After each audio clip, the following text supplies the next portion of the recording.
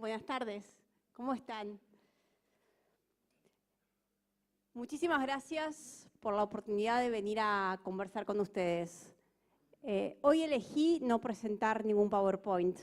Si bien estamos lejos, la idea es que podamos tener un diálogo casi monólogo, que después podemos en el break charlar de algunos temas que nos hayan quedado.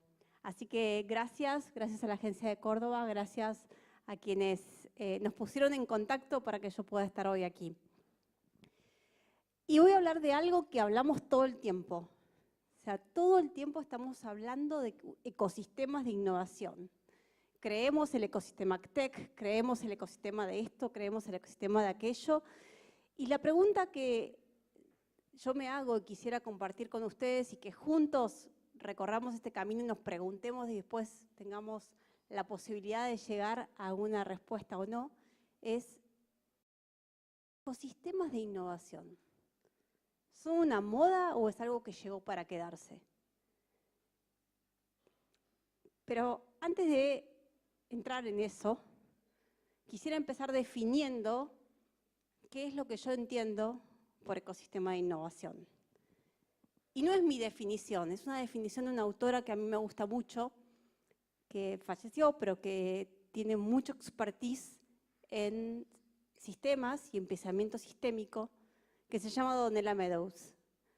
Y Donella dice básicamente que el ecosistema tiene tres partes. Por un lado los actores, por otro lado los vínculos, y la tercera parte es el propósito. Un propósito compartido, un propósito común. Entonces, hay muchos autores, hay muchas definiciones, pero todas las que podamos mirar, en definitiva, terminan cayendo en esto. Y en los flujos que se producen entre esos actores, que los flujos serían los vínculos. Entonces, para ver si podemos ir avanzando en la pregunta de si esto es moda o si eso es algo que empieza a llegar para quedarse, les voy a proponer algo que por un momento nos permitamos salir de la rutina, que paremos la pelota, que subamos al palco y que empecemos a ver qué partido estamos jugando. O sea, qué partido se está jugando en el mundo. Recién Fernando Vilela creo que nos trajo un contexto bastante integral de un partido que hoy se está jugando en el mundo. Y en este momento, todo eso que Fernando trajo, mucha gente lo llama la cuarta revolución industrial. Y Fernando presentó a lo que yo entiendo es una parte de la cuarta revolución industrial, y es la de que en general todos hablamos. O sea, hablamos de la potencia de lo digital, de la potencia de la tecnología, de la potencia de lo biológico, de lo físico, y también comenzamos a hablar, y Fernando lo trajo, un tema que tiene que ver con una demanda que se nos hace a las primeras revoluciones, ¿no? A la primera, a la segunda y a la tercera, que es que antes no producíamos pensando en la sustentabilidad. Hoy tenemos el desafío de que todo aquello que hagamos, lo hagamos con una mirada de sustentabilidad ambiental, social y económica. Eso no ocurría hace 40, ni 50, ni quizás 30 años atrás. ¿Sí? Eso es algo que está muy presente hoy. Pero lo que a mí me gusta más de la cuarta revolución industrial, y en lo cual en gran parte les voy a hablar hoy, tiene que ver con algo que es que la cuarta revolución industrial pone el foco en las personas como seres humanos, como seres sociales. La primera y segunda revolución industrial, el foco estaba que las personas eran un recurso, como el dinero, como la tierra, como las maquinarias, para producir y para generar plata. ¿Sí? La tercera revolución industrial, o que también podemos llamar la era del conocimiento, las personas eran las que tenían, las que portaban el conocimiento. Y en ese momento el conocimiento era poder. El que más poder tenía era aquel que más conocimiento tenía. Y el poder no se compartía, el conocimiento no se compartía porque nadie quería compartir el poder. La cuarta revolución industrial. El conocimiento no lo tenemos las personas, el conocimiento está. El Big Data está, el conocimiento está en la red. Hay chicos que no fueron ni a la universidad y están terminando la secundaria y que saben un montón y que desarrollan y que hacen procesos y que arman robots y hacen un montón de cosas. ¿A partir de qué? De haber estudiado y de haber visto tutoriales en YouTube. Entonces, ¿para qué estamos las personas? Thomas Friedman, en su último libro que se llama Gracias por llegar tarde, y que si pueden léanlo, la verdad que es una buena visión de qué pasó del 2007 para adelante, dice que ahora, cuando contratamos una persona, lo que estamos haciendo es contratar corazones para hacer lo que las máquinas no pueden hacer. ¿Sí?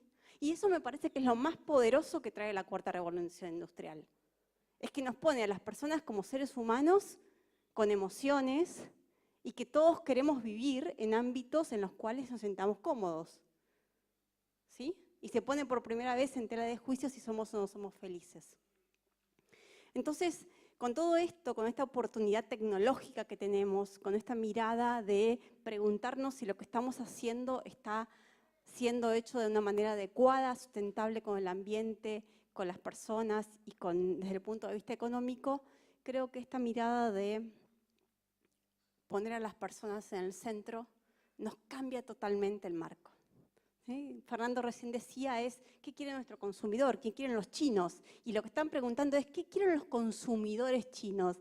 Y ellos decían experiencias, los más jóvenes decían una experiencia, eran comodidad, ¿no? Entonces la persona es la que empieza a comandar qué es lo que tenemos que producir.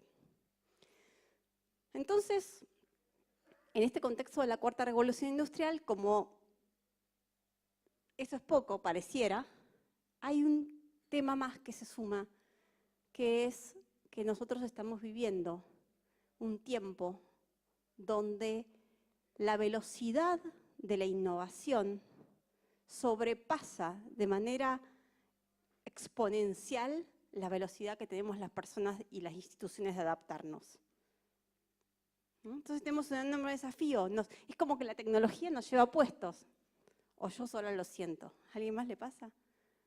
¿No? Es como que no llegamos nunca a comprender porque hay tantas cosas nuevas que nos quedamos como a mitad de camino. Entonces algunos dicen que estamos en un momento en que el mundo no está cambiando rápidamente, se está remodelando radicalmente.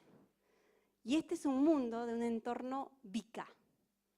Es volátil, es incierto, es complejo y es ambiguo.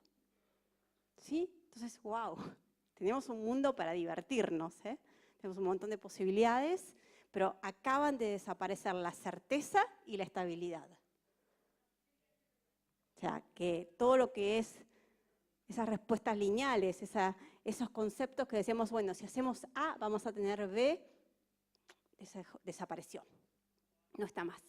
En el mundo que tenemos hoy, que es complejo, hiperconectado, hipersistémico, cuando nosotros tocamos en A, puede aparecer cualquier otra cosa menos B, y pueden aparecer un montón de cosas a la vez.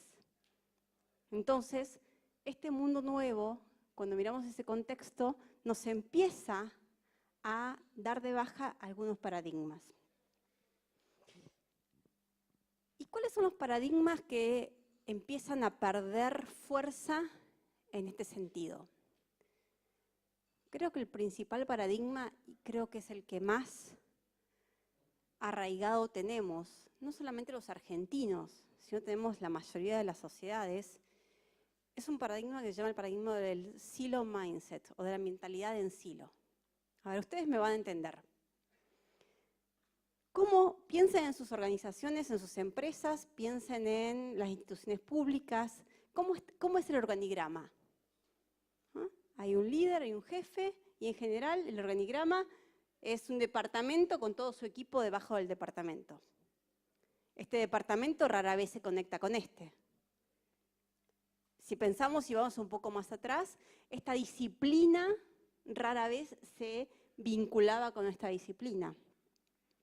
O sea, en general, esa forma de pensar aislados, de que las empresas construían en los garages, ¿no? ¿Cómo surgieron la mayoría de las empresas? Era, bueno, confidencial, hermetismo, lo hago en mi garage, estoy en mi laboratorio, en mi empresa, yo invierto desde la idea hasta el producto final y no lo abro. No hay tiempo, no hay recursos, no hay conocimiento suficiente para ninguna empresa, no importa cuán grande sea, de hacer eso solos.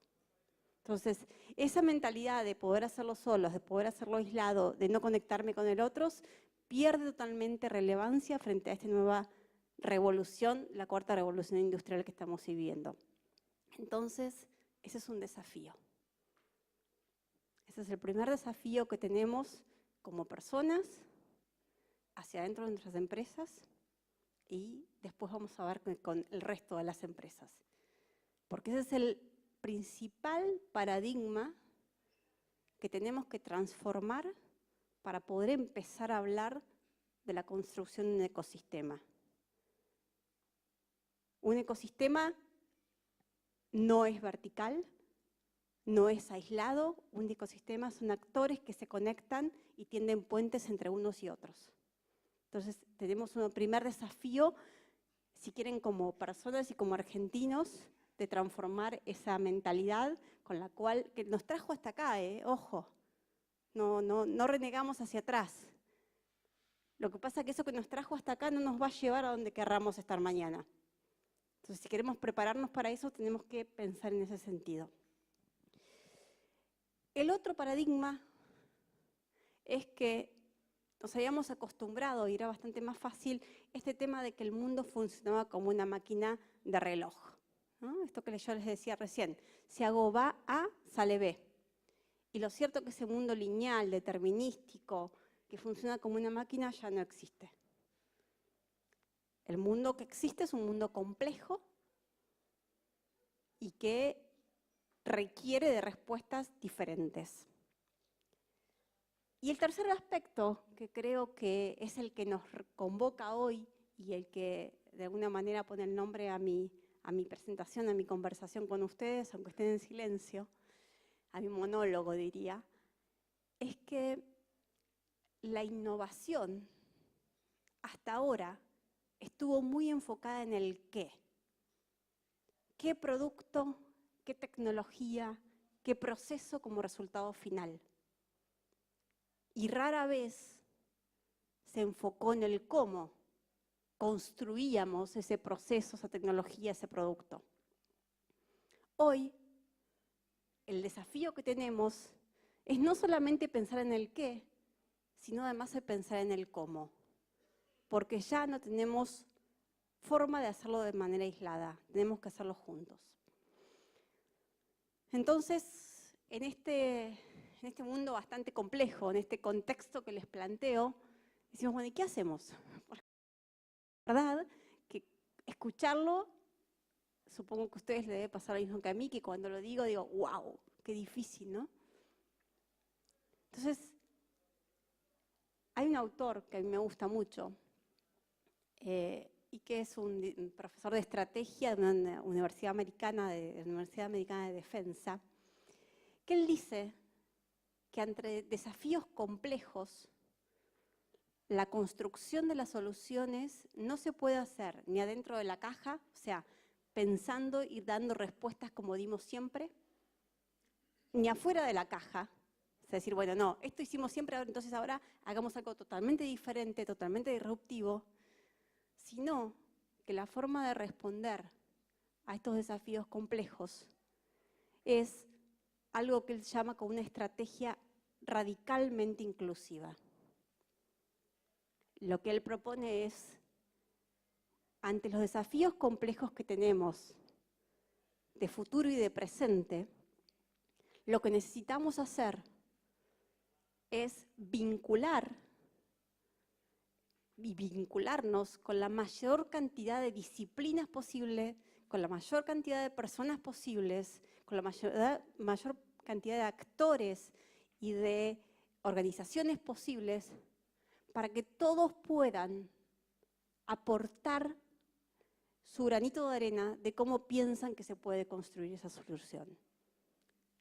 Y si pensamos eso, y pensamos en ecosistema, lo que de alguna manera Linton Wells nos está proponiendo con una estrategia radicalmente inclusiva, es que empecemos a resolver los problemas que tenemos juntos.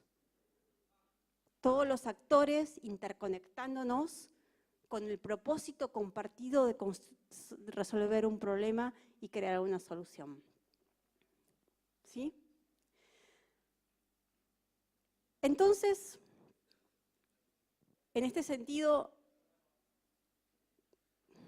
cuando pensamos cómo funcionamos y cómo funciona un ecosistema, me gustaría hacer un paralelismo y que imagináramos por un momento cómo funciona nuestro cerebro. Nuestro cerebro tiene neuronas, ¿sí? Esta es la parte del cuerpo, la neurona con su núcleo.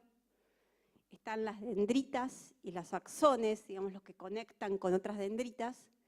Y cuando hay un estímulo externo, alguna neurona se conecta con otra y genera una energía que se transmite, ¿no? Para dar respuesta a ese estímulo. Supongamos que tenemos que correr, entonces de alguna manera hay un mensaje, un estímulo, una cantidad de neuronas que se conectan y traen el estímulo a las piernas para que podamos correr. Un ecosistema es muy parecido. Los núcleos de las neuronas serían los actores. ¿Qué actores?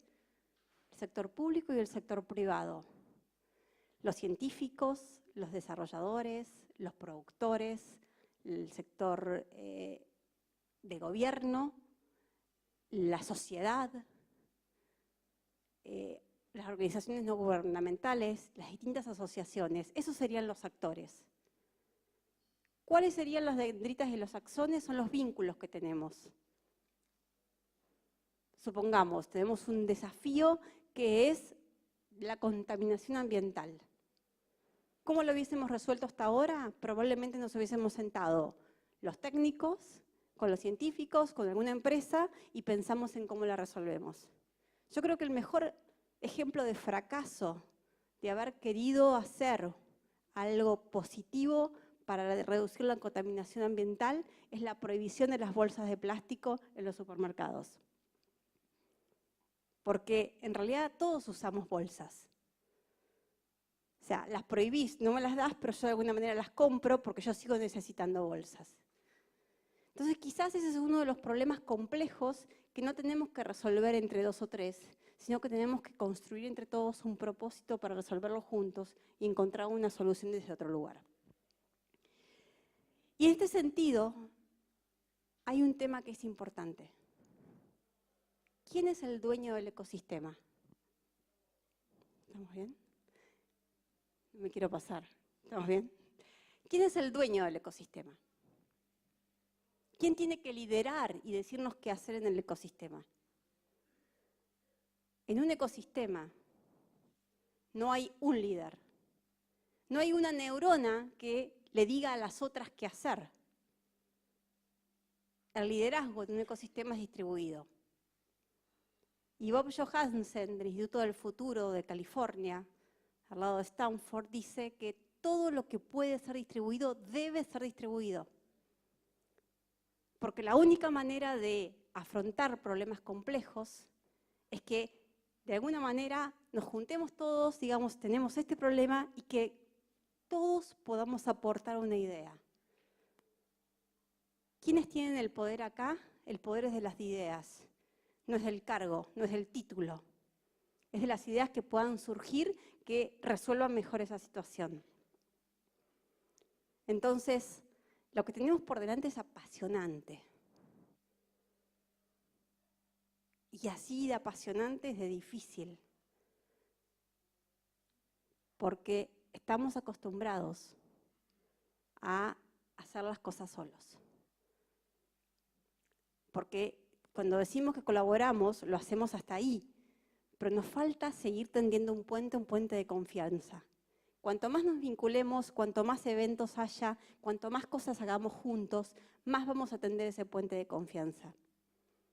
Y cuanto más abiertos estemos a ser con otros, a ser flexibles, a soltar mi opción preferida y a escuchar la de todos los demás y a llegar juntos a una opción juntos, construida colectivamente, es el momento en que vamos a estar pudiendo empezar a transformar y encontrar soluciones verdaderas y de largo plazo.